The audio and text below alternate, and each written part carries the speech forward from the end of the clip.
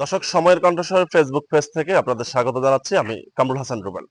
দর্শক, আমরা এই মুহূর্তে রয়েছি গতকালকে রাত্রে যে একটি চাঞ্চল্যকর তথ্য আমরা পেয়েছি।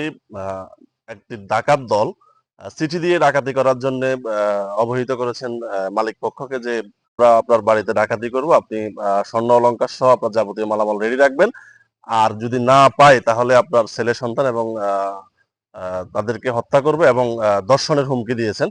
তো আমি এই মুহূর্তে রয়েছি সেই নোয়াখালীর কোম্পানিগঞ্জের সরকাগড়া ইউনিয়নের সিরাজ মিয়ার বাড়িতে। আমার সাথে রয়েছেন সিরাজ মিয়া। আমরা আপনার কাছে জানতে চাইবো আসলে যেই চিঠির বিষয়টি উঠে এসেছে এবং আমরা জানতে পেরেছি একটি চিঠি আপনাকে দিয়েছে ডাকাতি করার জন্য। এই চিঠি সম্পর্কে আমি একটু জানতে চাচ্ছি আসলে কি ঘটেছিল গতকালকে রাত্রের বিষয়টি। চিঠিটা পেয়েছি 8টা 41-এ। আমার এই চিঠিতে আমাকে জানলো যে আমি প্রশাসনের কাছে এখন আশ্বাস চাইছি যে আমি প্রশাসনে গিয়েছিলাম, এই চিঠি পাই। এরা বলতেছে যে এখন সিরাজ নিয়ে আমাদের অলংকার টাকা পয়সা যে আমরা পাওনা আছি, আমরা এগুলা তোমার সামনে রাখো।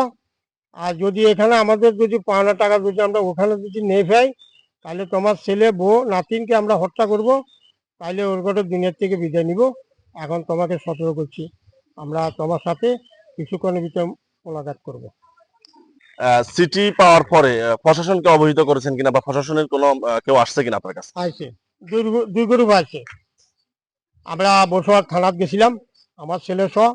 এরা যা অভিযোগ করছে ওই লেটারটা দেখাইছে। তারপর আবার এসআই আসলো, আসি এগুলো তদন্ত করে গেল। ইয়ার পরে আরেক গ্রুপ আছে, দুইটায়। ওরা 3টার দিকে এরা গেছে।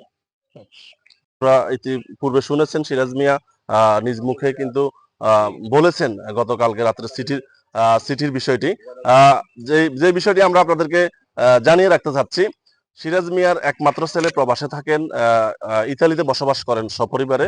ঈদের আগে বেড়াতে এসেছেন বাংলাদেশে।